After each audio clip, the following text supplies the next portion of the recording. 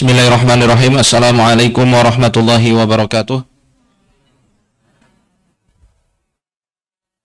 Innal hamdalillah nahmadu wa nasta'inu wa nastaghfiruh wa na'udzu billahi min syururi anfusina wa min sayyiati a'malina may yahdihillahu fala mudhillalah wa may yudlil fala hadiyalah. Asyhadu an la ilaha illallah wahdahu la syarikalah wa asyhadu anna Muhammadan 'abduhu wa rasuluhu la nabiyya ba'dah. Allahumma salli ala nabiyyina Muhammadin wa ala alihi wa sahbihi ajma'in. Rabbi shrah li sadri wa yassir li amri wahlul 'uqdatam min lisani yafqahu qawli wa ba'du. Alhamdulillah, malam ini kita akan kembali melanjutkan pembahasan yang telah lalu, masih di tafsir suratul Fatihah. Ya, kemarin kita sudah bahas tentang asma Allah, demikian juga Ar-Rahman dan Ar-Rahim. Nah, ini masih nyambung nih kan. Alhamdulillahirabbil alamin, Ar-Rahmanir Rahim. Yang ketiga apa? Yang keempat, Maliki Yaumiddin. Ya, ini tentang Malik. Malik itu Maliki Yaumiddin artinya apa? Raja yang menguasai hari pembalasan. Nah, ini kita mau membahas, itu kan terjemahnya ya. Kita akan bahas tafsirnya. Makanya kita kasih judulnya Lord of the Lord, bukan Lord of the Ring. Ya, Lord of the Lord, raja dari segala raja. Kenapa kok saya sampaikan seperti ini? Karena ya salah satunya berdasarkan hadis Nabi SAW. Ya. Jadi Rasulullah SAW suatu ketika pernah bersabda, Inna akhna'a ismi indallahi malikul amlak. Ya. Sesungguhnya sejelek-jeleknya nama di sisi Allah, sehina-hinanya nama manusia di sisi Allah adalah orang yang diberi nama Malikul Amlak, raja dari segala raja, atau biasanya dikatakan raja di raja atau maharaja. Itu Allah enggak senang sekali, dan nama itu dihinakan sama Allah. Ya.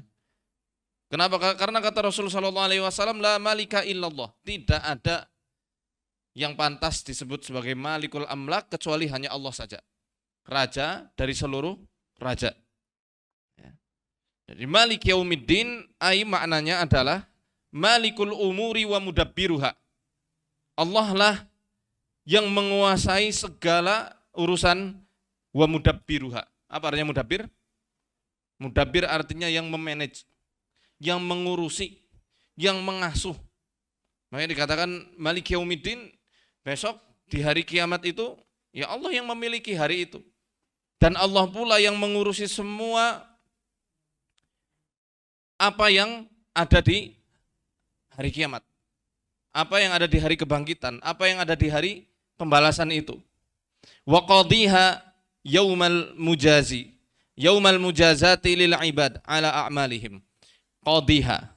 Qadhi artinya apa? Yang menjadi qadhi atau hakim, penentu hukum. Di hari di mana seluruh hamba itu dibalas berdasarkan pekerjaan-pekerjaan atau amalan-amalan mereka ketika hidup di dunia. Bi'itsabatil mu'minina wa iqabil kafirin. Jadi Allah yang menentukan ini, memberikan pahala untuk yang beriman atau menghukum orang-orang kafir. Wa huwa yaumul qiyamah. Dan hari itu disebutnya dengan yaumul qiyamah. Nah, di sini ada faidah yang mendasar ya. Jadi para ulama ahli qiraah itu ada yang membacanya Maliki Yaumiddin. Jadi enggak ada mat tabi'inya. Ada yang membaca menggunakan alif, Maliki Yaumiddin. Itu ada, dua-duanya betul ya. Dan dua-duanya memiliki maknanya masing-masing. Kalau Malik Yaumiddin berarti sang pemilik hari pembalasan. Kalau Malik Yaumiddin, dialah raja di hari pembalasan itu. Raja mutlak, raja yang hakiki. Kalau Malik, ya, kalau disebutnya Malik tanpa ada alif mat tabi'i itu, bukan Malik tapi Malik gitu, maka maknanya adalah Malikul Amlak atau Malikul Muluk. Raja dari segala raja. Jadi di hari pembalasan nanti kan sudah nggak ada lagi raja. Maka manusia-manusia yang dulunya ketika hidup jadi raja, ya di bawah kendali sang maharaja sejati, yakni Allah Subhanahu wa Ta'ala.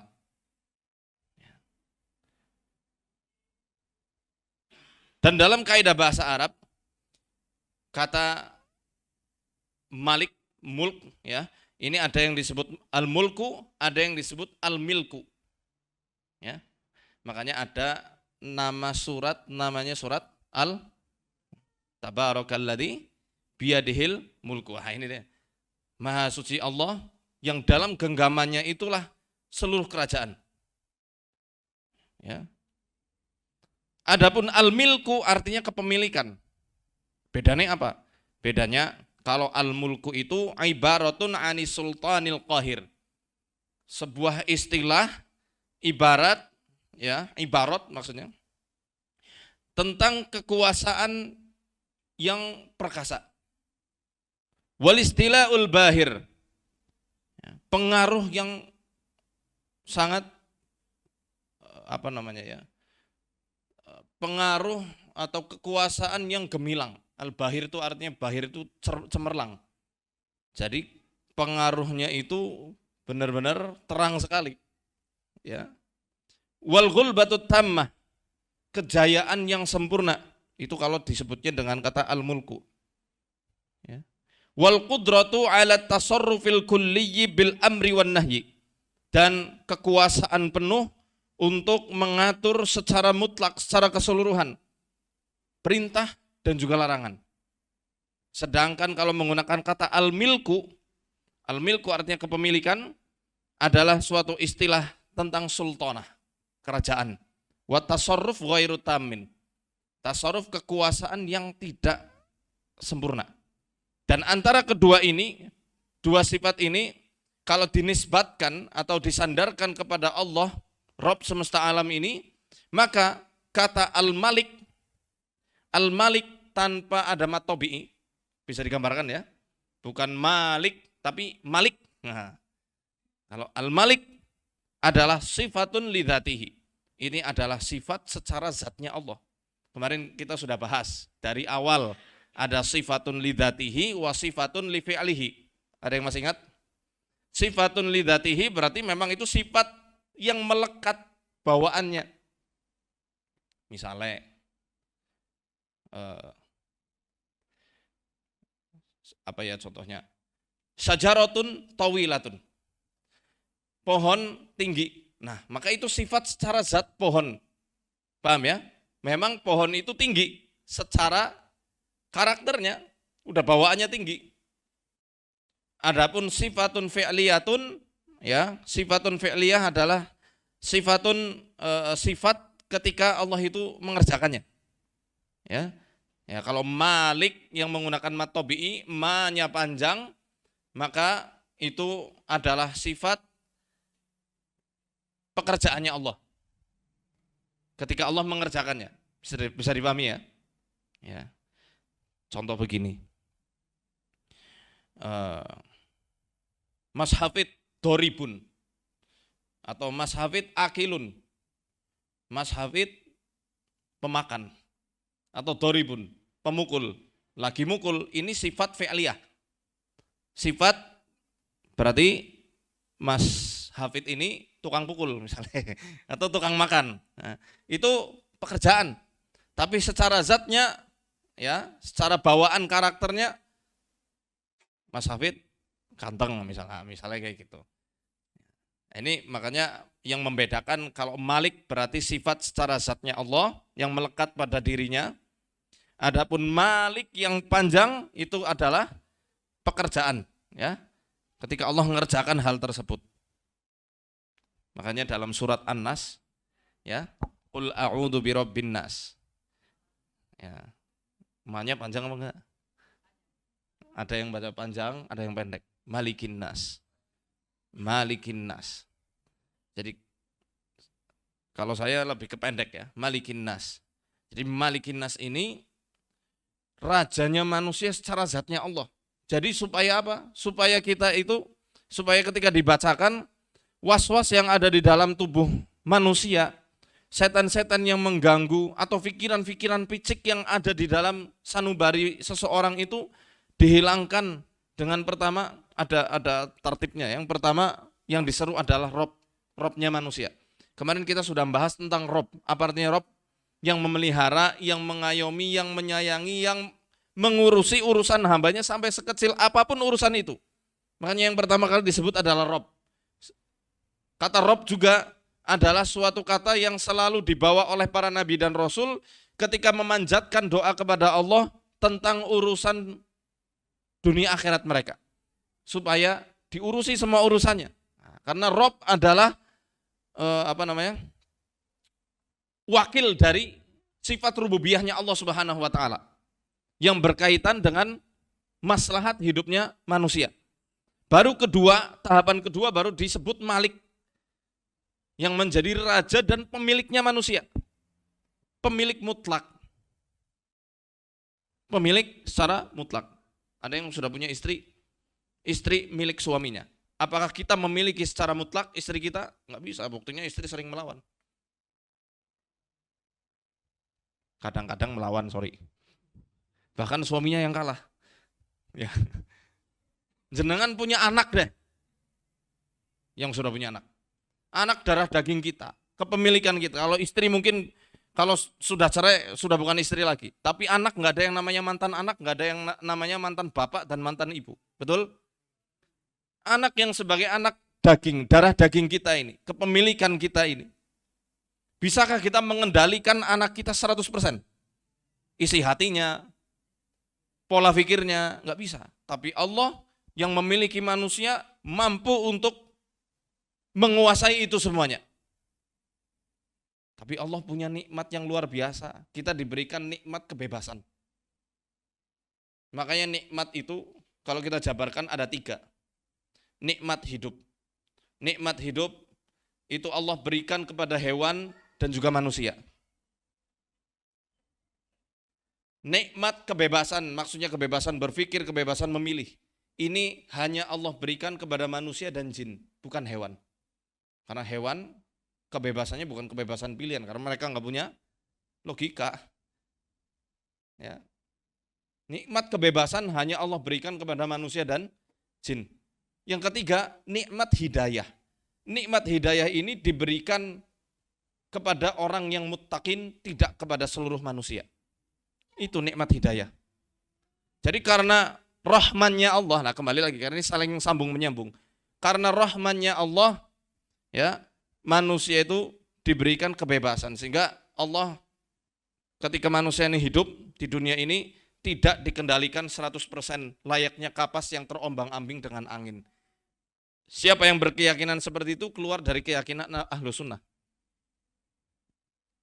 Keyakinannya siapa? Ada Qadariyah, ada Jabariyah. Apa keyakinan Jabariyah? Aku bagaikan wayang, aku ngikuti alur saja tanpa harus ikhtiar. Ini wayang, pemahamannya Jabariyah. Sedangkan Allah, walaupun menyifati Maliki Yaumiddin, ketika manusia hidup silahkan diberi kebebasan.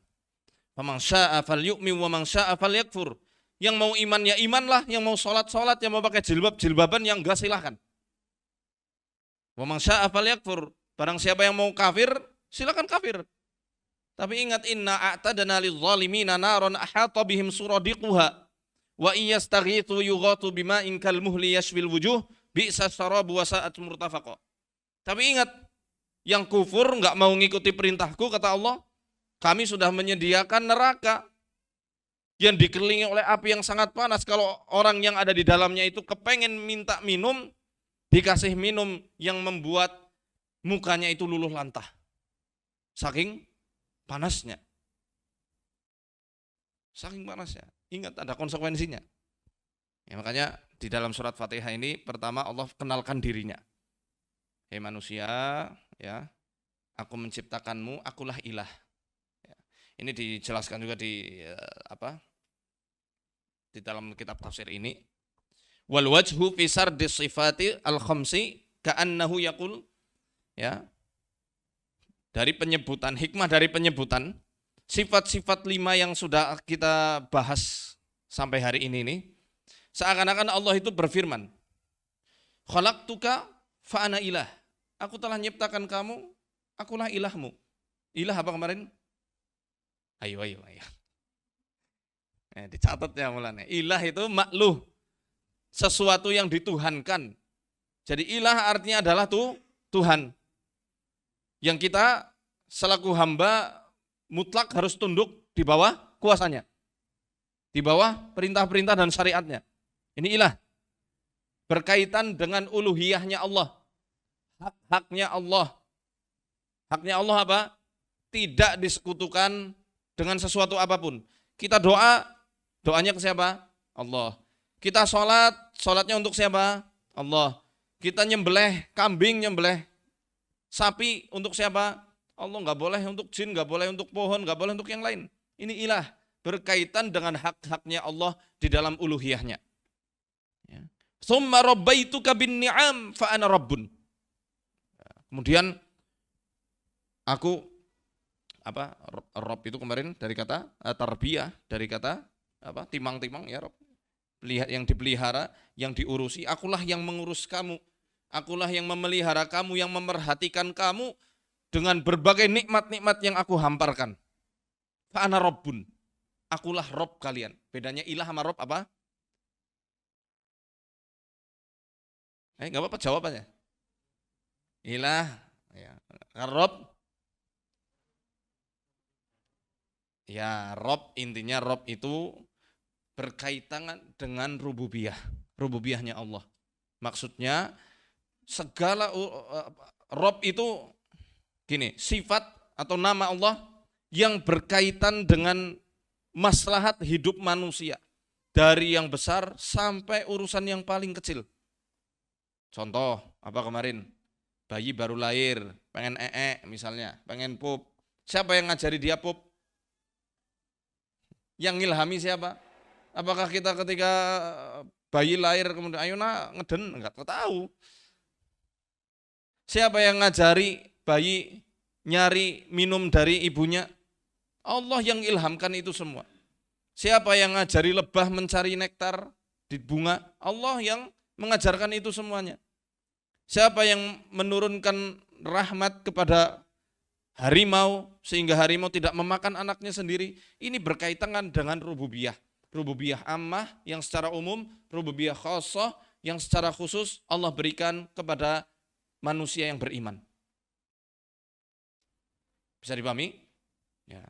Ini saya ulang-ulang Mas ya. Tsumma asaita fasatartu 'alaik fa anar rahman.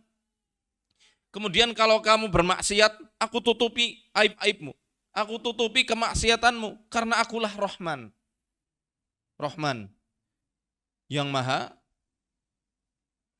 yang kasih sayangnya itu turah-turah istilahnya. Yang kemarin kita katakan, ya, ini menggunakan sighah mubalaghah, wazannya fa'lan, yang berarti imtila artinya. Imtila apa? Imtila artinya penuh. Jadi kasih sayang Allah itu penuh sampai luber-luber. Ya infinity lah. Enggak terbatas kasih sayangnya Allah. Saking sayangnya Allah itu manusia maksiat pun enggak langsung dihukum. Aku tutupi sampai kamu tobat. Aku tunggu walaupun kamu sudah menghina-hina aku dan Rasulku. Akulah Rahman. Tsumma tabta faghafartu fa ana rahim. Kemudian ketika kamu habis maksiat, kamu tobat, aku ampuni karena akulah Rahim, kata Allah. Rahim apa? Yang kasih sayangnya itu dikhususkan untuk hal-hal yang spesifik. Kalau di dalam kemarin dikatakan Rahman itu berkaitan dengan doa seorang hamba terkait hal-hal yang besar, Rahim sampai hal-hal terkecil. Ya, minta garam, tali sendal copot, ya, masih ingat? Dan juga termasuk urusan tobatnya seorang hamba. Urusan apa lagi? Minta hidayahnya seorang hamba itu berasal sumbernya itu dari rahimnya Allah Subhanahu wa taala. Tsumma la budda minal jaza. Setelah itu semua hambaku diwajibkan atau diharuskan mendapat balasan. Fa ana maliki yaumiddin. Fa ana maliku yaumiddin. Kalau enggak ada ini kan berarti enggak majrur ya. Akulah Tuhan yang menguasai hari pembalasan. Jadi dari ini semua saling sambung menyambung, itu kayak gerbong kereta satu dengan gerbong yang lainnya. Jadi Maliki Yaumiddin ini seakan-akan setelah Allah perkenalkan dirinya semua dengan kasih sayangnya Allah, ada konsekuensi nih. Aku memang penyayang, tapi jangan sepelekan aku. Aku mudahkan, tapi jangan diremehkan. Jangan anggap gampang. Karena aku Maliki Yaumiddin. Seakan-akan seperti itu. Karena Allah itu Tuhan atau penguasa hari pembalasan. Ingat, dari semuanya itu akan ada hari pembalasan. Nanti di akhir tafsir kita akan ikhtisarkan kenapa kok Al-Fatihah ini mencakup seluruh isi kitab samawi. Bukan hanya Quran.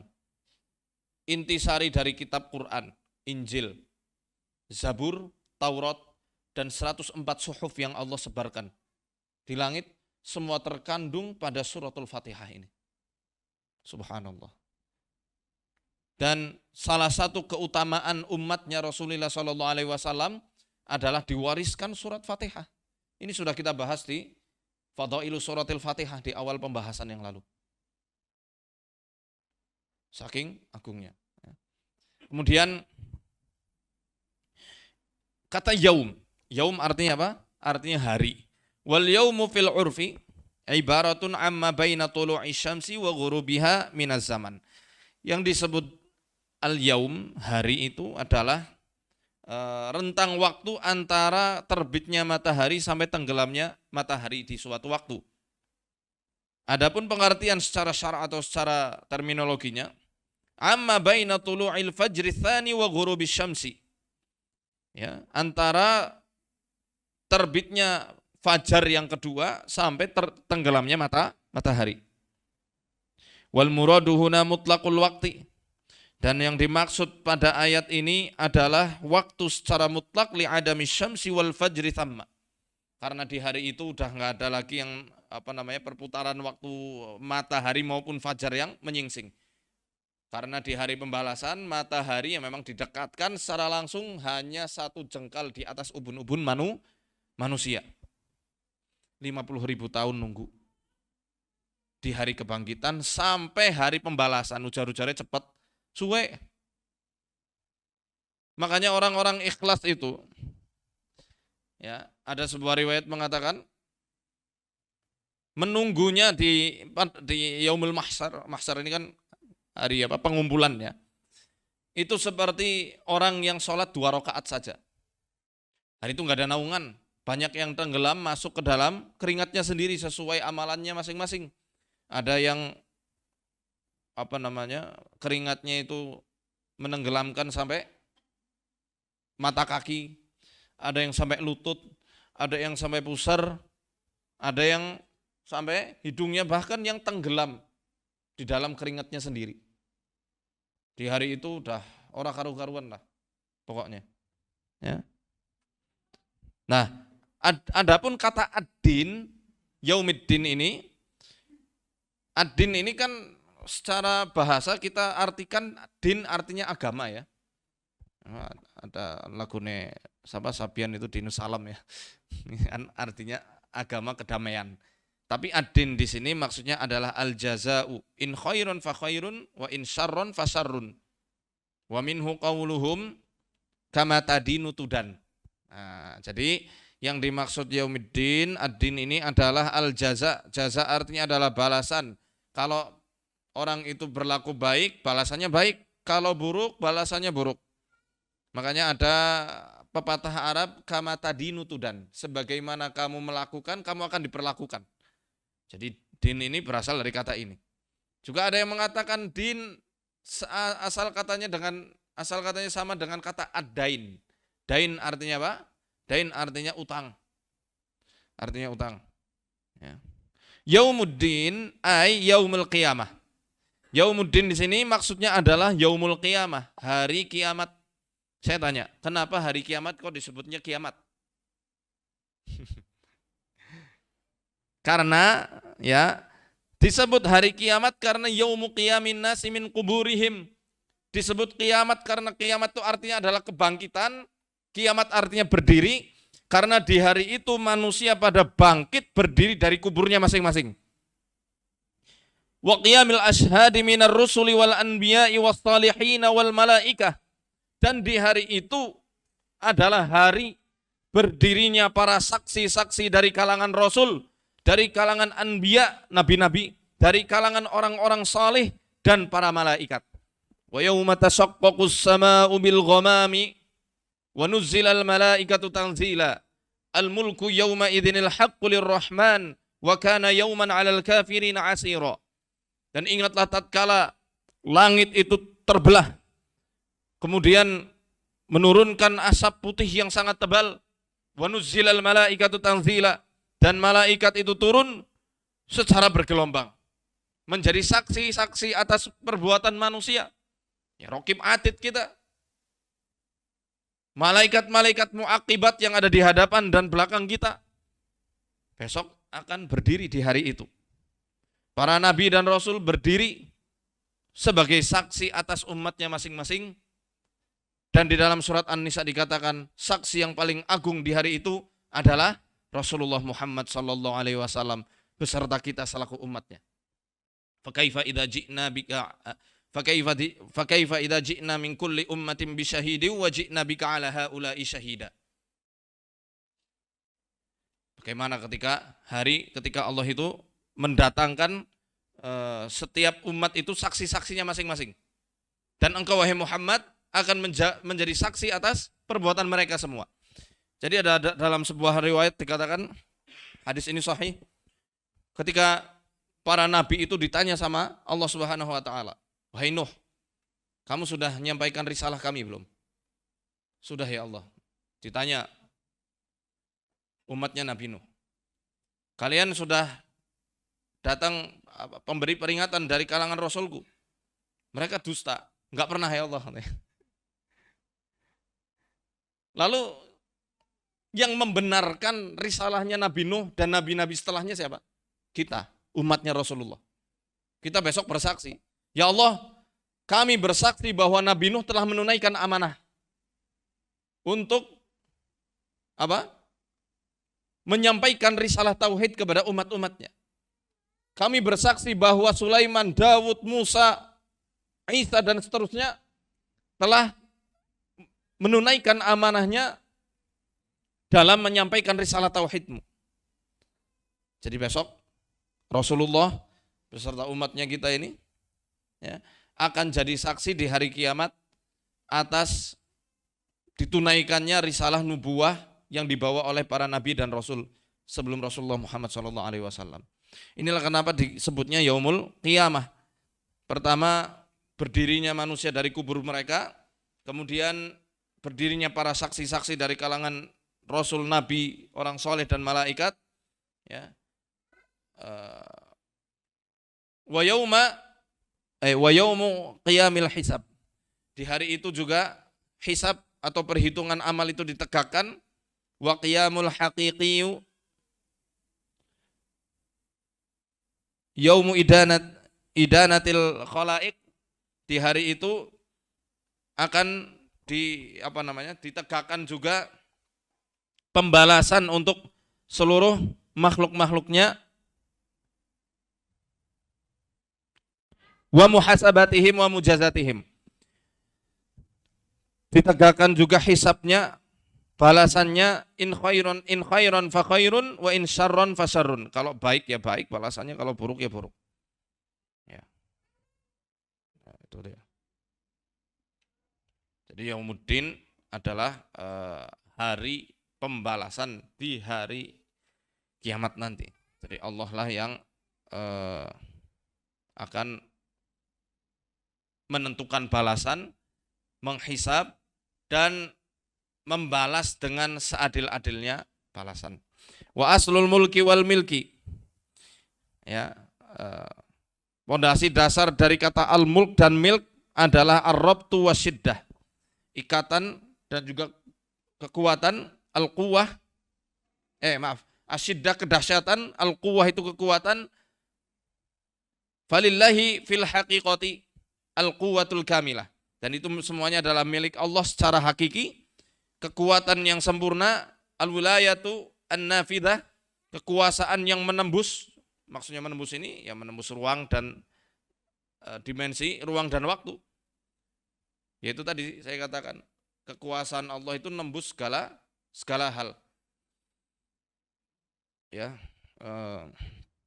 Wal hukmul jari, hukum yang terus-menerus berjalan, wa tasarruful madi, kekuasaan yang sudah lampau sekali, wa huwa lil ibadi mujazin, dan dialah Allah yang memberikan balasan kepada para hambanya.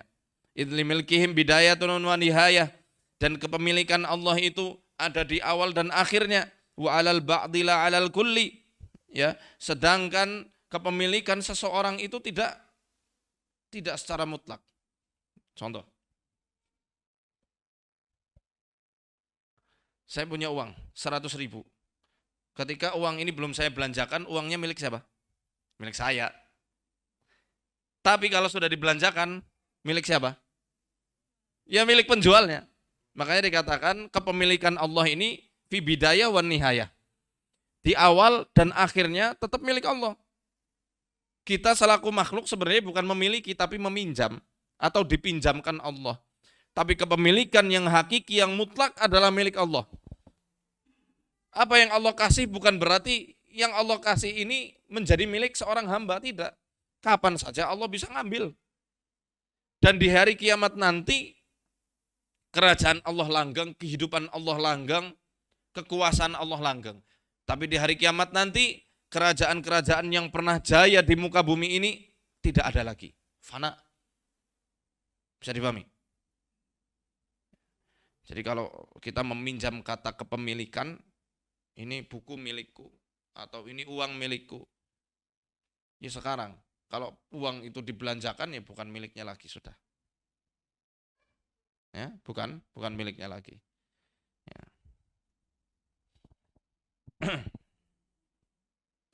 Wa alal jismi la al-ird. Jadi kalau makhluk dibilang memiliki, kadang kepemilikan itu cuma pada badannya saja, tapi tidak pada pemikiran, tidak pada ide-idenya, tidak pada kontak batinnya, ya, harga dirinya, tidak.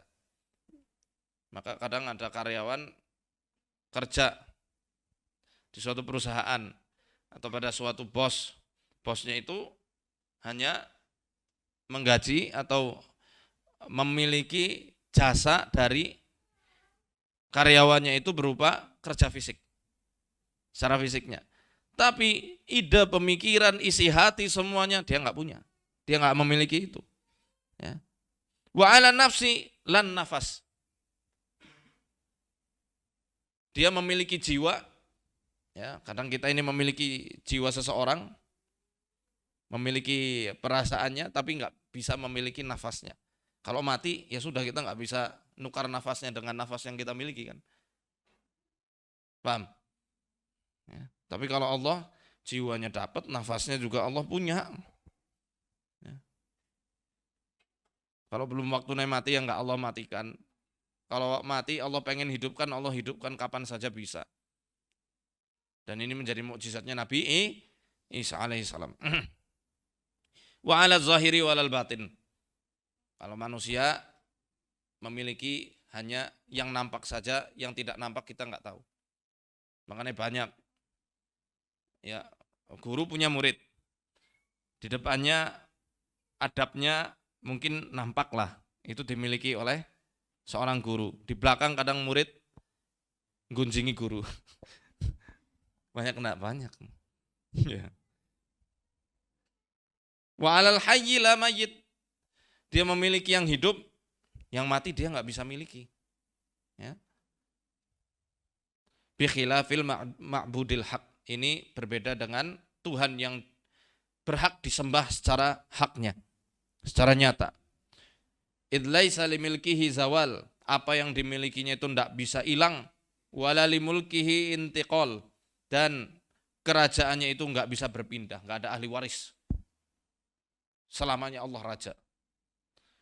Ada banyak dalil-dalil di dalam Al-Quran yang menunjukkan betapa dahsyatnya kekuasaan Allah di hari pembalasan nanti. bukti bahwa Allah memiliki semuanya. Nah ini saya ini bicara di depan nggak bisa ngatur jenengan semua berbicara jadinya. Nggak bisa ngatur jenengan untuk nyimak saya 100%. Ada yang ngantuk, ada yang ngobrol sendiri, nah, ada yang sambil HP-an, ini nggak apa-apa lah. Tapi ya inilah saya makhluk gitu. Tapi kalau Allah besok di hari kiamat, kata Allah dalam surat Toha, wa khasha'atil aswatu lirrahman fala tasma'u illa hamsa. Di hari itu suara terdiam semuanya. Enggak ada suara satupun dan tidak terdengar suara sedikit pun kecuali hanya suara bisikan kecil pada orang-orang yang memang Allah kehendaki. Yauma ya'ti la takallamu nafsun illa bi'idnih. Di hari di mana tidak ada satu jiwa pun yang berbicara kecuali atas izin Allah Subhanahu wa taala. Dikunci semua mulut. Dahsyatnya nggak ada presiden, nggak ada raja, nggak ada perdana menteri, kaisar atau apapun itu yang bisa ngunci mulut semua rakyatnya ketika dia itu sedang berdiri di depannya. Nggak ada. Tapi Allah maha sempurna kekuasaannya.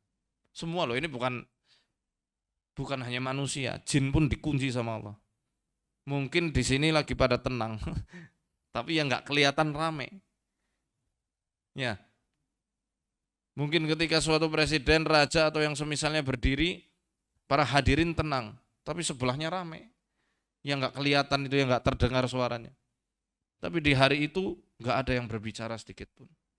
Dan di hari itu saksi-saksi bukan hanya sekedar malaikat, bukan hanya juga para nabi dan rasul atau orang-orang yang soleh, tapi saksi dari organ tubuh para makhluk-makhluk yang hendak di sidang di mahkamah akhirat. Di mahkamah akhirat nggak ada orang dalam, nggak bisa nyuap. Yang bersaksi bukan lidah. Lihat aja di dalam surat Fussilat contohnya. Wa yauma yuhsyaru a'da'ullahi ilan nari fahum yuza'un hatta idza ma ja'uha syahida 'alaihim sam'uhum wa absaruhum wa juluduhum bima kanu ya'malun. Ingatlah di hari ketika musuh-musuh Allah itu dihimpun masuk ke dalam neraka. Kemudian ketika sampai di pintu neraka, berkatalah kulit mereka, berkata pendengaran mereka, berkata penglihatan mereka dengan apa yang telah dikerjakan manusia ketika mereka hidup. Wa qalu li juludihim lima syahidtum alaina. Saat itu pada keheranan. Kenapa kalian jadi saksi atas kami, wahai kulit? Bingung.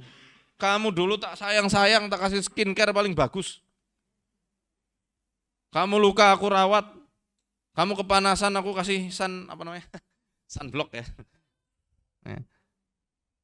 Tak rawat sampai putih, suntik putih itu. Kok sekarang kamu malah jadi musuhku? Langsa banget mas. Kenapa menggunakan kata kulit? Karena kulit organ yang pertama kali nyentuh dan merasakan dengan segala aktivitas manusia yang ada. Kita nyentuh pensil. Pertama kali yang nyentuh pensil ini apa? Daging kita? Apa? Kulit kita yang pertama kali bersentuhan. Bersentuhan sama yang haram, zina misalnya. Siapa yang pertama kali ngerasa? Ya kulit. Karena semua tubuh kita ini dilapisi kulit. Adakah ketika orang bermaksiat kulitnya dikletek dulu habis itu maksiat? Kalau bisa silahkan. Jangan ding. Dan nggak mungkin bisa. Soalnya nggak mungkin bisa. Nggak mungkin bisa. Makanya Allah di situ menggunakan kata kulit. Karena memang semua tubuh manusia itu terbungkus dengan kulit. Habis itu baru mata dan pendengaran manusia disuruh bersaksi. Wa ma kuntum tastatiruna ayyashhada 'alaikum sam'ukum wala absarukum wala juludukum. Walakin zanantum annallaha la ya'lamu katsiran mimma ta'malun. Di hari itu kamu nggak bisa bersembunyi dari apa yang telah kalian lakukan. Dari persaksian mata kalian, dari persaksian kulit kalian, mata kalian dan pendengaran kalian. Dulu kalian ketika di bumi itu, ketika masih hidup di dunia itu, menyangka bahwa Allah nggak tahu apa yang kalian kerjakan. Makanya ada yang korupsi, makanya ada yang selingkuh, zina, diam-diam. Makanya ada yang mencuri hak orang lain, nyuap dan seterusnya. Ingat loh, hari itu adalah hari yang nyata, cepat atau lambat, kelak kita semuanya akan menemui hari itu. Dan Allah yang memiliki secara mutlak hari pembalasan, gak akan pernah menzalimi hambanya. Lihat juz 15 surat Al-Kahfi ayat 49. Ini malam Jumat kan, saatnya kita baca Al-Kahfi, nanti kita baca di ayat wawudi al-kitabu fataral mujrimina musfiqina, ya, musfiqin. Dan ketika kitab-kitab amalan, catatan amalan manusia itu diberikan, orang-orang yang berdosa, ini Allah nggak menggunakan diksi orang kafir loh ya, bukan menggunakan diksi orang musyrik, tapi mujrim. Mujrim artinya apa? Pendosa. Orang yang pernah ngelakuin dosa. Fatarul mujrimin musfiqina apa? Wa wudi'al kitabu fataral mujrimina musfiqina mimma fihi wa yaquluna ya wailatana ma li hadzal kitab la yughadiru shaghiratan wala kabiratan illa ahsaha. Aduhai kiranya, apa ini? Kitab apa ini? Tidak meninggalkan satu amalan pun yang paling ringan sampai yang paling besar kecuali ditulis dalam kitab itu. Sampai kerentek hati, kerentek dalam hati, pikiran picik yang ada di pikiran, yang ada di otak. Pada hari ini, di tempat ini, di jam ini, bahkan di detik ini, ditulis semuanya, secara rinci, detail. Maka semua orang saat itu pasti musfik. Musfik itu artinya takut yang sampai gemeteran. Karena ngelihat apa yang terlihat pada catatan amalannya itu. Jadi nggak ada yang tersembunyi. Karena kita, selain organ kita nanti akan berbicara di hari pembalasan itu, malaikat-malaikat ini nggak pernah ninggalin kita. Dan jangan sampai kelak malah menyalahkan, ini gara-gara pengaruh setan ya Allah. Loh, iya ini disampaikan. Makanya dalam surat Ibrahim itu kan iblis nggak terima. Aku cuma ngawe-ngawe kok. Aku kan cuma manggil-manggil, suruh siapa kamu mau? Udah tahu dosa, kenapa kamu mau? Udah tahu itu buruk, kenapa kamu mau? Nah iya enggak? Nah, iya. Apa kata iblis? Innallaha wa'adakum wa'dal haqqi wa wa'adtukum fa akhlaftukum. Allah janjikan kepadamu janji yang benar. Aku janjikan kamu sesuatu tapi aku mengingkarinya. Apa? Iblis di situ pokoknya intinya mengatakan, aku nggak punya kuasa atas kamu. Illa an da'autukum fastajabtum li. Fala talumuni walumu anfusakum. Aku ini nggak punya kuasa atasmu kecuali aku cuma bisa menyeru kamu. Sini. Ini rumput tetangga lebih hijau nih. Istrimu udah tua kan, udah peot. Suamimu udah bangkotan kan. Nah, ini. Sama ini aja misalnya. Lebih hijau, lebih enak. Kita kan punya akal, punya otak enggak? Punya otak tapi kadang enggak punya logika. Tapi ngikuti habis itu, ngikuti arahan bannernya setan itu. Ini ada minuman, cobalah sekali-kali minuman beralkohol. Cicipi sekali aja. Ternyata keterusan. Ayo sini maksiat, macam-macam maksiat, dia seru. Dia hanya nyeru saja, dia nggak punya kendali untuk merasuki manusia habis itu bermaksiat ini dan itu. Dia nggak bisa melakukan itu. Sekelas iblis loh, dedangkotnya para setan. Bosnya para setan, dia nggak bisa mengendalikan manusia layaknya petani yang punya kebo yang dicucuk hidungnya. Dia cuma bisa manggil-manggil. Salah manusia mau ngikuti panggilannya. Jadi besok itu manusia juga menyalahkan. Dalam surat Qaf juga dijelaskan kan. Gimana? Di hari itu pokoknya manusia sama korinnya masing-masing itu saling bertengkar. Maka Allah berkata, jangan bertengkar di hadapanku. Kalian dua-duanya salah. Bahkan diseru itu yang masih di dalam surat Fussilat, wa qala alladziina kafaru rabbana arinal ladaini adallana minal jinni wal ins naj'alhuma tahta aqdamina liyakuna minal asfalin. Berkata orang-orang kafir, nyalahkan juga ini, ya Allah, perlihatkan pada kami orang-orang yang dulu menyesatkan kami dari golongan manusia dan jin, supaya kami bisa injak-injak muka mereka di hadapan di bawah telapak kaki kami, supaya mereka termasuk orang yang hina. Saling nyalahkan orang-orang yang berdosa dengan dosa yang lainnya. Makanya di pembahasan ini saya mengacak diri saya sendiri dan juga kita semuanya. Kita ini sudah bisa dibilang sudah membentuk sebuah komunitas saleh yang moga-moga ini bukan hanya sekedar teman ikut kajian. Saya saudara jenengan, saya pelayan ilmu yang Allah sudah amanahkan, yang moga-moga ini bisa saya amalkan dan kita semua bisa mengamalkannya, sehingga kelak di hari akhirat tidak ada penyesalan. Aku disesatkan fulan enggak. Tapi kita bareng-bareng masuk surga. Alhamdulillah, terima kasih dulu telah mengingatkan aku. Terima kasih dulu aku diberi motivasi dan seterusnya. Dan setiap orang yang beriman itu punya dan membawa syafaatnya masing-masing. Maka ayo perbanyak saudara dari kalangan orang yang saleh dan beriman. Jenengan pun saya minta doa. Jenengan pun kita juga saling mengharapkan syafaat antara satu dengan yang lainnya. Karena kita tidak pernah tahu derajat mana yang paling tinggi, derajat mana yang lebih tinggi di hari kiamat nanti. Bisa jadi jenengan itu lebih tinggi daripada saya. Maka syafaatul muslimin ini sangat bermanfaat. Maka banyak-banyaklah mencari ikhwan, saudara, bukan hanya sahabat tapi saudara yang mengingatkan pada kebenaran dan ketakwaan. Karena kala itu ya, orang-orang yang menyesal karena sudah mendapatkan catatan balasannya karena kekafirannya, dia mengatakan ya wailata laitani lam attakhid fulanan khalila laqad adallani 'ani dzikri ba'da idz ja'ani wa kana asyaitanu lil insani khadula. Aduhai, kenapa dulu aku menjadikan si fulan ini sebagai temanku yang menjadikan aku ini berpaling ketika peringatan ini telah datang kepadaku. Dan sesungguhnya setan adalah penipu yang ulung bagi manusia. Itu dia. Jadi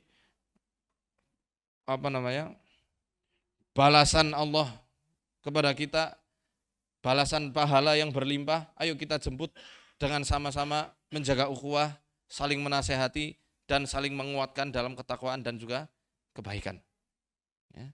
Prinsip kita ini kita hidup bersosialisasi supaya kelak jadi hamba Allah yang mendapatkan pahala yang berlimpah, dientaskan dari dihindarkan dari siksa api neraka, ditempatkan ke surga. Setidaknya ada 3 hal yang harus kita jaga. Pertama, benar.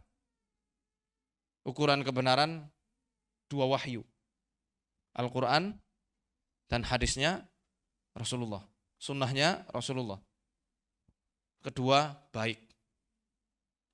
Ya, cara yang benar, sesuatu yang benar harus disampaikan atau harus diutarakan dengan cara yang baik.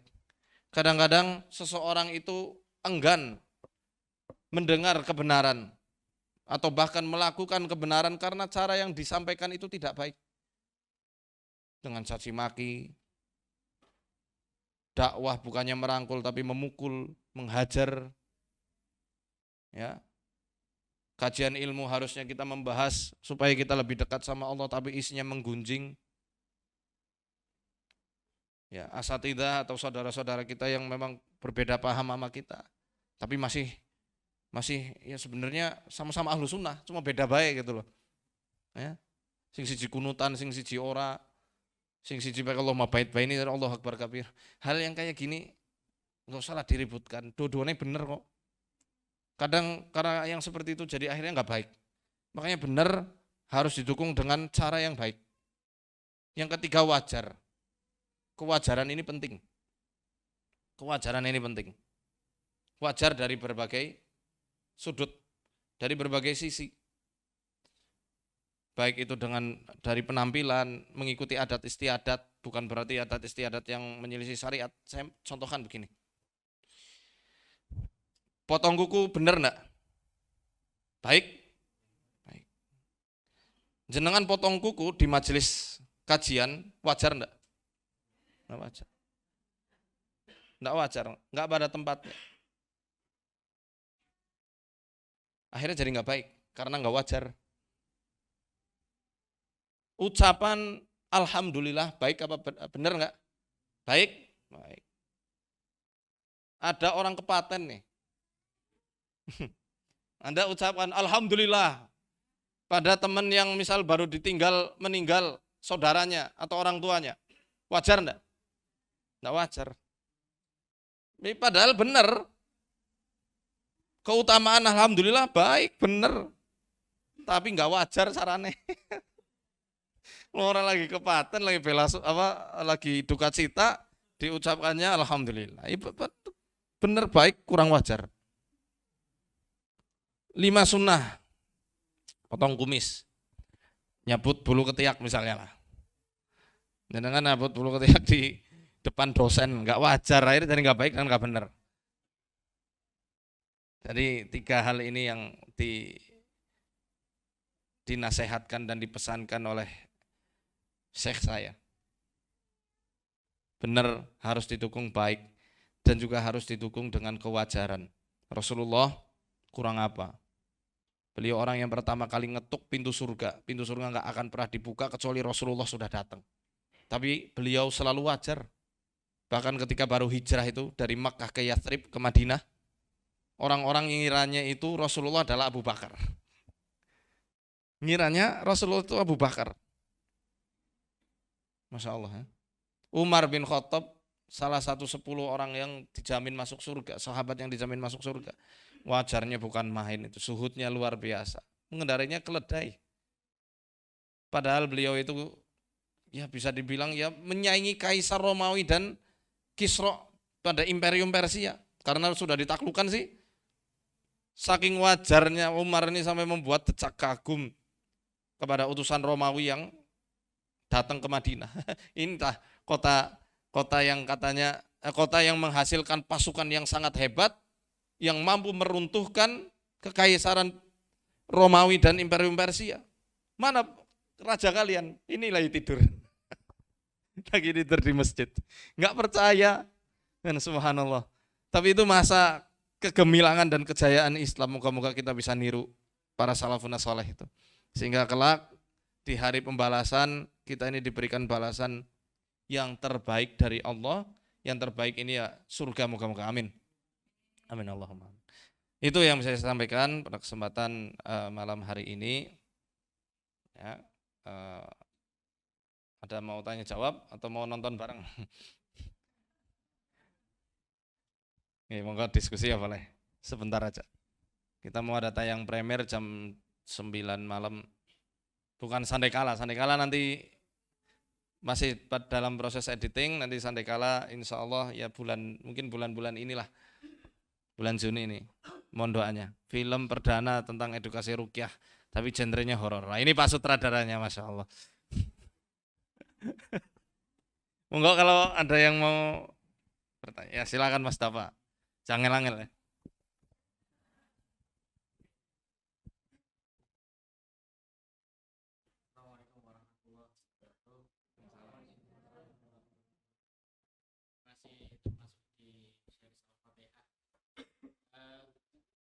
Ustadz pernah membahas tentang bertawasul dengan Al-Fatihah atau bertawasul dengan ayat-ayat Al-Quran.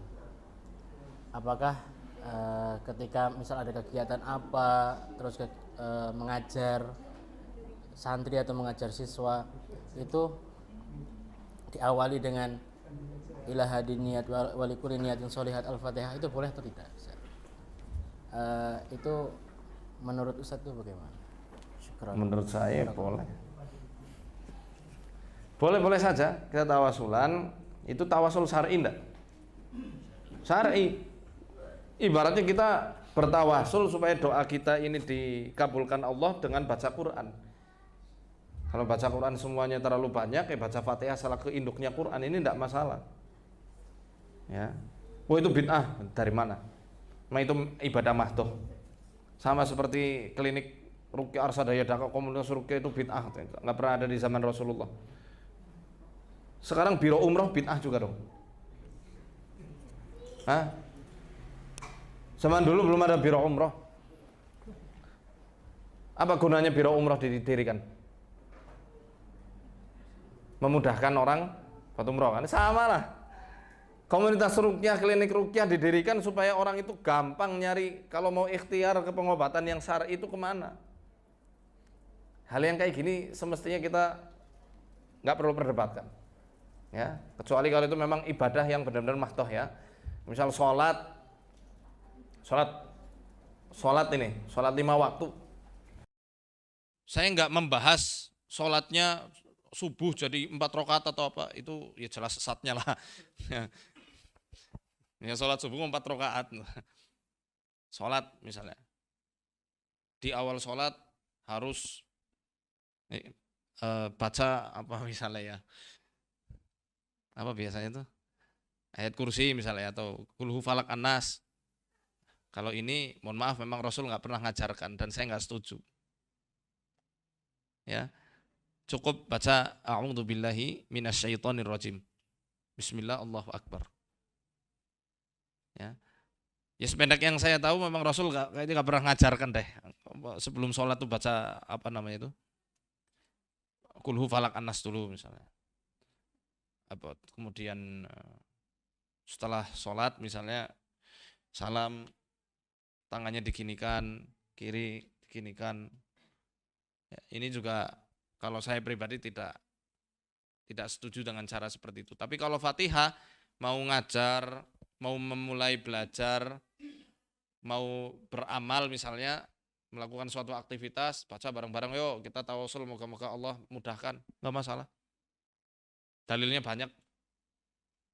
Ya, besok insya Allah tentang fadailul suratul Fatihah kita bahas lebih dalam lagi di akhir pembahasan. Karena ini masih panjang, mungkin setahun mungkin bahasan soal ini, serius. Banyak yang harus kita pahami.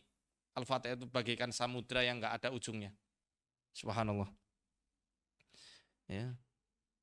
Jadi itu kalau dari saya pribadi tidak masalah. Berdasarkan dalil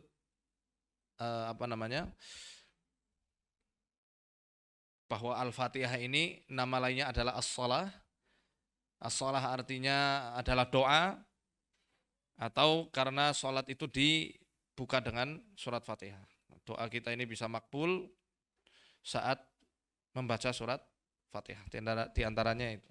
Daripada mau belajar, mau ngajar, mau beraktivitas, ambil tanah kuburan dulu. Nah, ini nggak boleh malah ya. Lebih baik pakai Fatihah. Wallahu a'lam bishawab. Wa fiikum barakallah.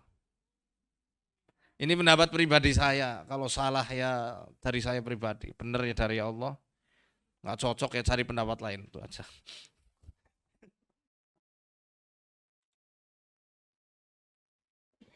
Ibu-ibu mungkin jauh-jauh nih kayaknya banyak yang baru ya, dari Banjar semua. Masya Allah, Banjarnegara, Masya Allah, luar biasa. Yang jauh-jauh nih ya. Yang dari Sokaraja mana? Berapa orang, maaf? Oh lumayan, Masya Allah. Moga-moga besok Sokaraja lebih banyak nih. Ada lagi mas? Yang dari pondok mana? Saya mau tahu dong. Yang dari Ma'had? Yang dari pesantren? Pesantren mana? Jombang. Apa? Hah? Oh tahzib. Yang lain?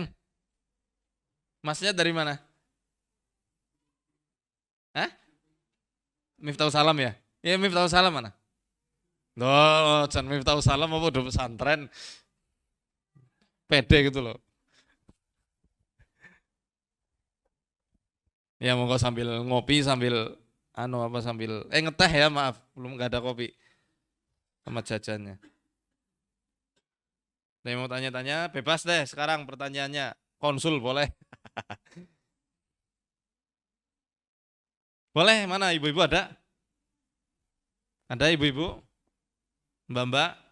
Pokoknya setelah ini saya tutup, saya nggak nerima konsultasi atau apapun. Mau nonton. Ah, monggo, Bu. Monggo, monggo, monggo.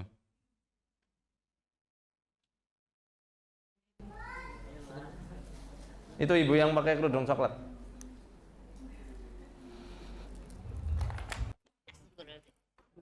Bismillahirrahmanirrahim. Sebentar. Salah ya?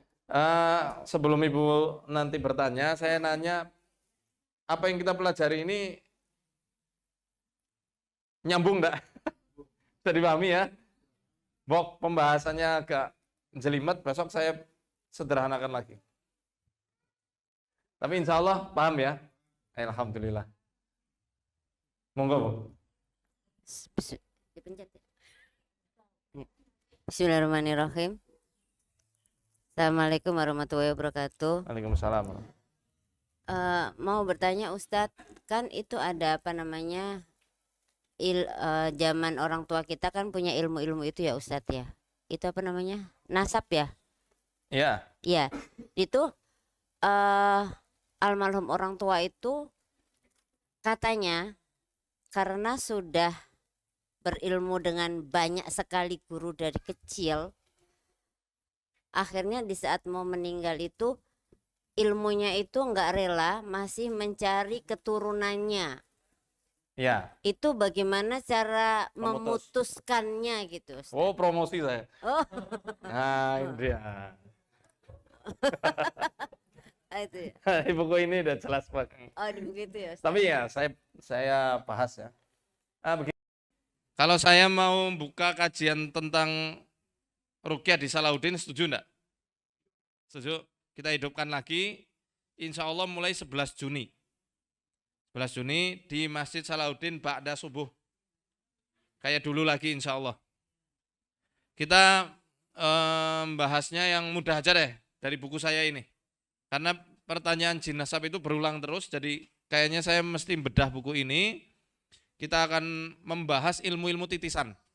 Saya udah tulis ya lumayan lengkap lah, tapi masih kurang lengkap.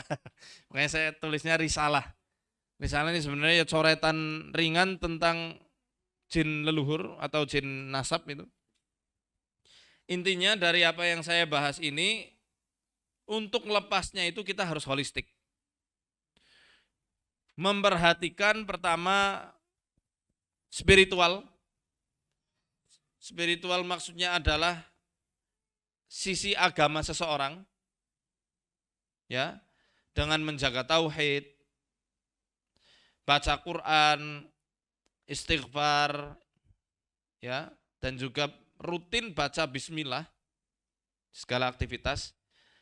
Tambahan sebenarnya, bagi orang yang ada ilmu titisan jin nasab, sedari kecil, para orang tua tugasnya adalah membimbing anak-anaknya untuk rutin baca Al-Fatihah. Karena Sab'ul Mathani ini Fatihah yang jumlah ayatnya 7, insya Allah sudah terbukti menormalkan pH manusia jadi angka 7 sesuai jumlah ayatnya. Dan Masya Allah setan itu nggak seneng ketika orang itu baca Fatihah dengan perenungan. Benar-benar renungi ya, makanya kita kaji Fatihah ini benar-benar sampai sebisa mungkin ya semaksimal yang kita bisa baca Fatihah.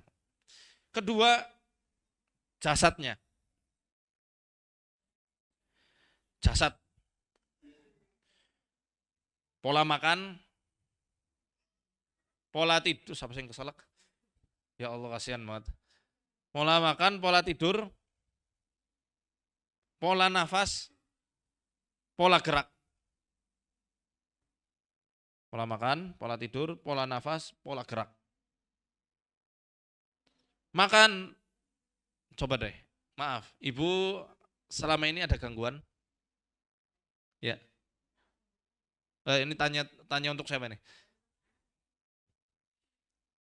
Anak ya. Enggak, apa namanya itu memang sudah semenjak beliau sudah tidak ada itu memang kita bondingnya agak-agak gitu ya Ustadz, agak-agak lengah ibadah aja langsung ngedrop, agak-agak lengah itu aja.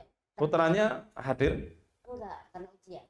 Oh, ya kapan-kapan diperiksa. Ya, Putrane berarti kan nyambung ke ibu.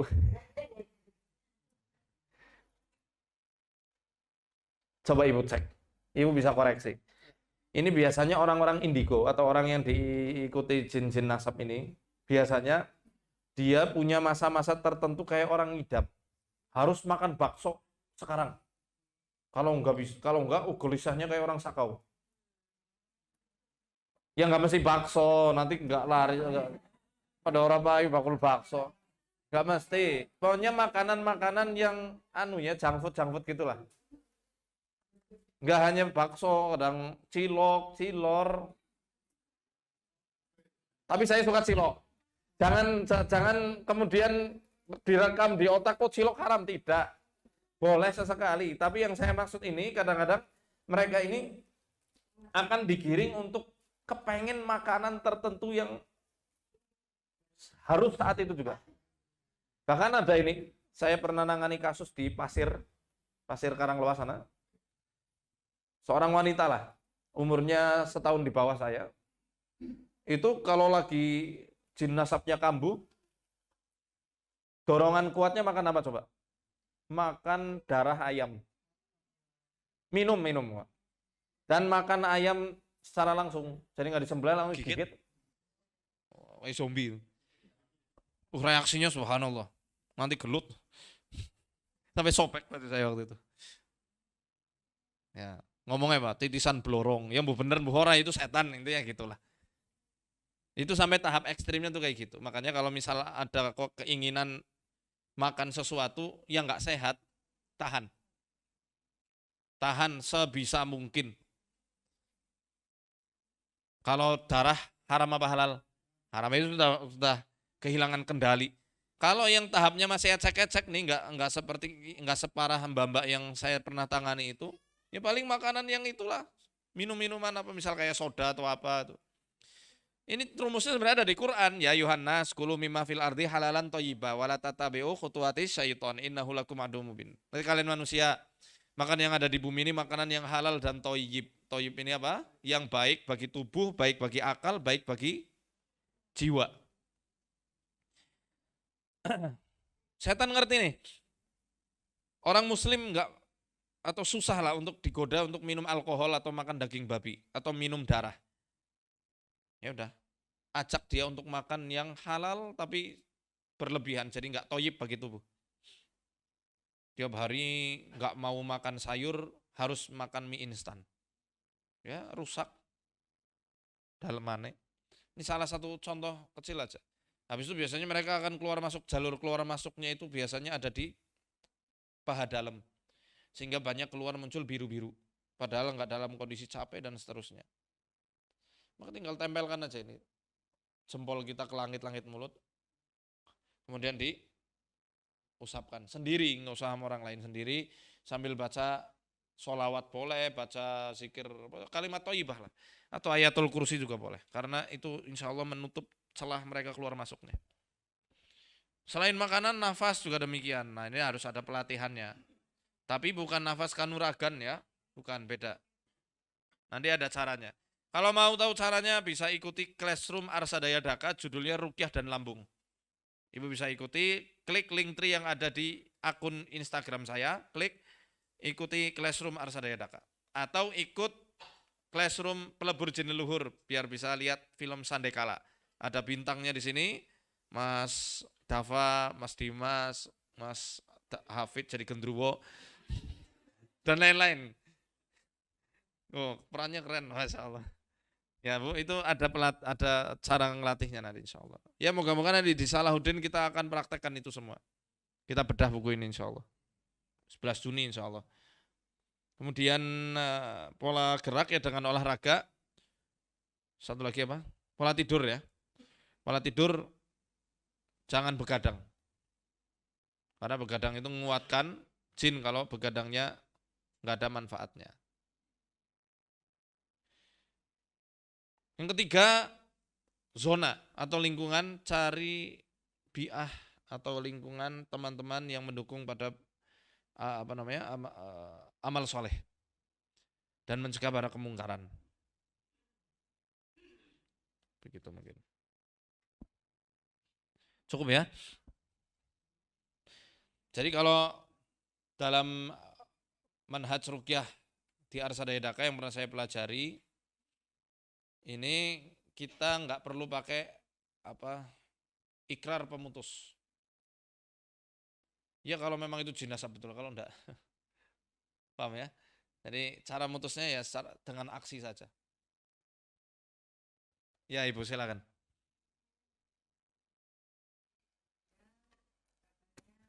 Nah, Kalau konsultasi rame.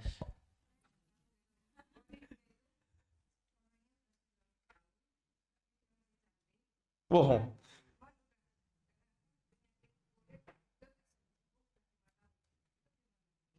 Penyakit kulitnya apa?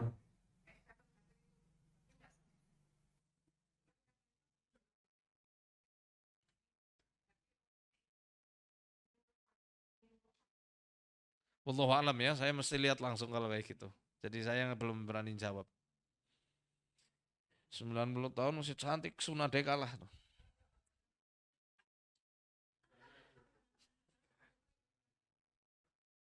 Nggak tahu ya, alhamdulillah nggak usah tahu lah, bahaya.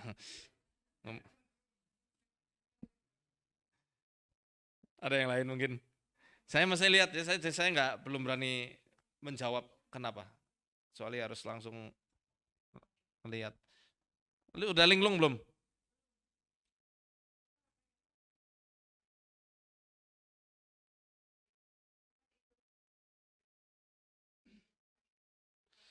Cantik umur segitu tuh seninya Allah itu Masya Allah.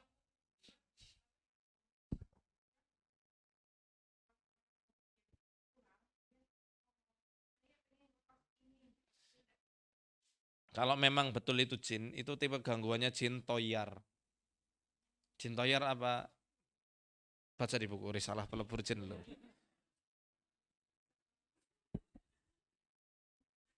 Panjang dan penjelasannya. Bisa sampai jam 10 ini. Monggo Pak Mas Andi. Waalaikumsalam.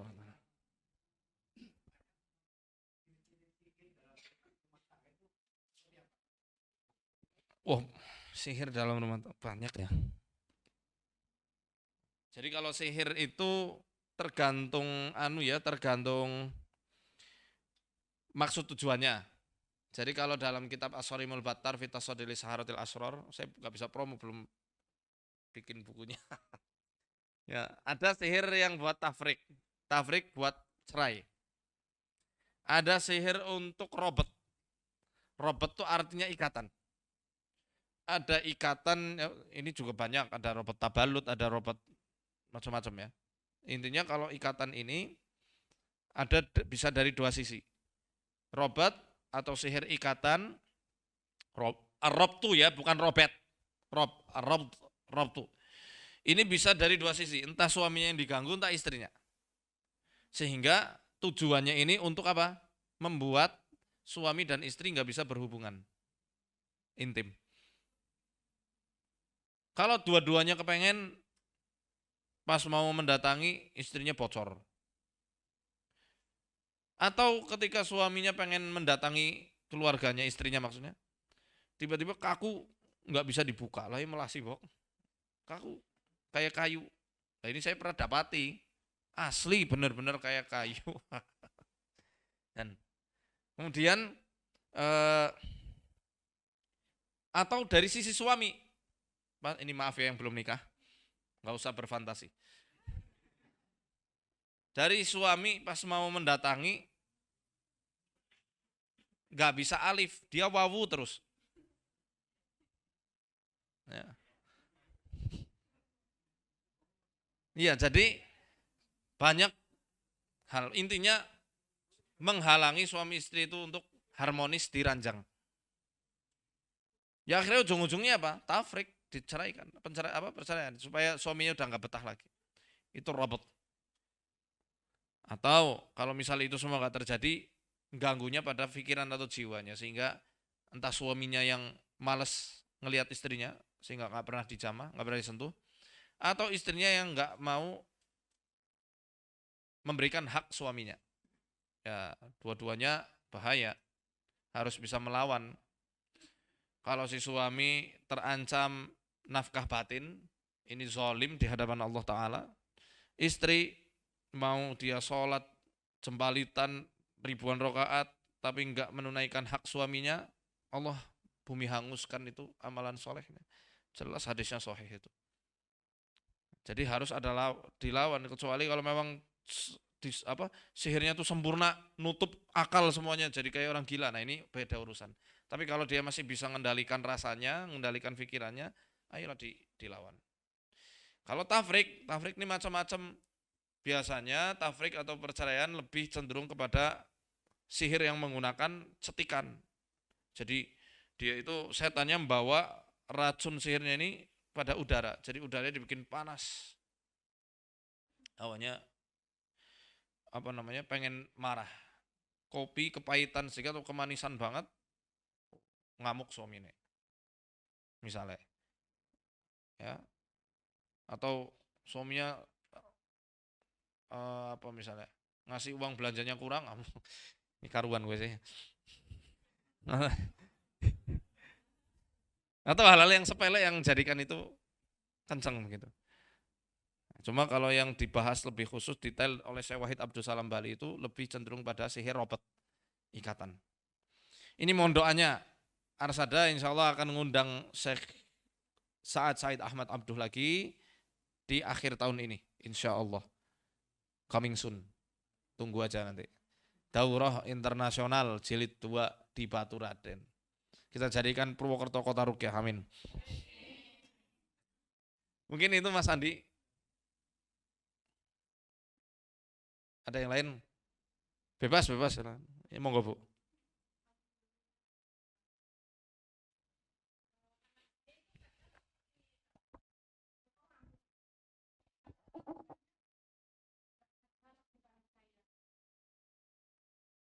Sudah Sudah berapa berapa psikolog? Apa katanya? Di Rukiah udah, Enggak, kata psikolognya apa? ya gimana menjelaskannya saya ya. Kadang-kadang kayak gitu ada namanya dissociative identity disorder.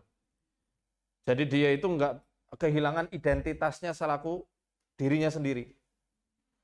Sehingga kadang-kadang itu muncul alter-alter. Karena kondisi jiwanya itu tidak bahasa gampangnya. Bukan terkonek. Tidak menyatu, gampangnya gitu ya. Dia itu terpecah-pecah. Karena apa? Macam-macam. Banyak pengalaman buruk mungkin. Misal gini. Saya punya nama saya Faizar. Nah, ini permisalan aja ya, bukan yang sebenarnya. Faizar. Sama teman-teman dipanggilnya Faizar. Sama jamaah sama follower dipanggilnya Faizar. Di rumah dipanggilnya Izar, misalnya. Izar Sarung. Astagfirullah. Jadi Izar Strong tuh bukan saya strong tapi sarungnya strong gitu. Kadang dipanggil Dayat sama Jin ya. Nah, ini terpecah-pecah. Ya karena Hidayatullah dipanggil Dayat. Seenaknya memang Jin itu. Ketika saya dipanggil Faizar, jiwa wibawa muncul. Misalnya ini ya, jiwa wibawa saya muncul karena yang biasa manggil adalah teman-teman di Arsada atau followers. Tapi ketika dipanggil Izar, jiwa kekanakan saya muncul karena itu adalah nama kecil dan panggilan kecil saya. Misal, ketika dipanggil Dayat, jiwa Rocky saya pejuangnya muncul nih karena yang biasa manggil Dayat adalah jin. Jadi saya anggap yang manggil Dayat adalah jin. Jadi kadang itu yang saya katakan identitas yang terpecah-pecah, Bu. Alter itu. Putra ibu, putra atau putri?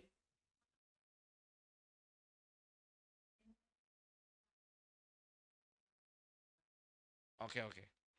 Berapa sebutan nama yang dia miliki? Di mana-mana satu. Lah ya itu.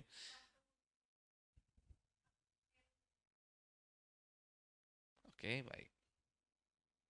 Pernah ada amalan yang dilakuin?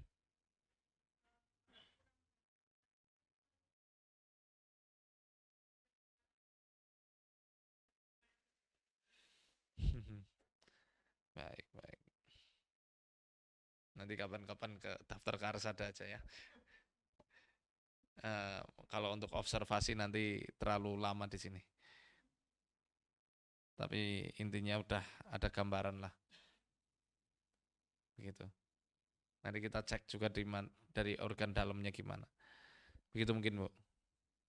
Ya kalau apa namanya ya?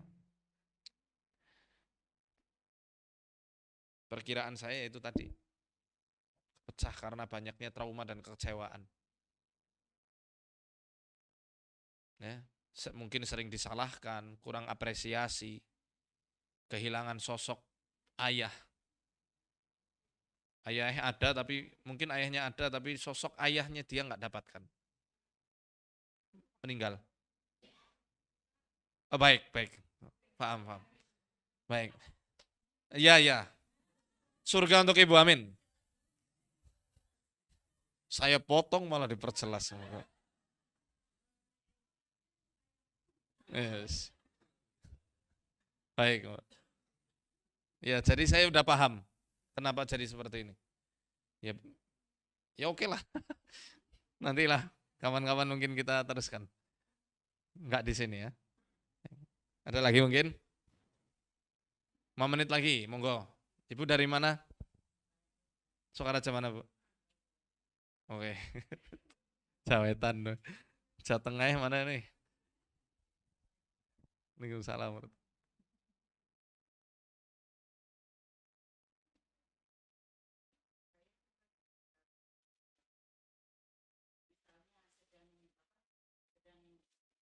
Diam gitu ya Ustadz.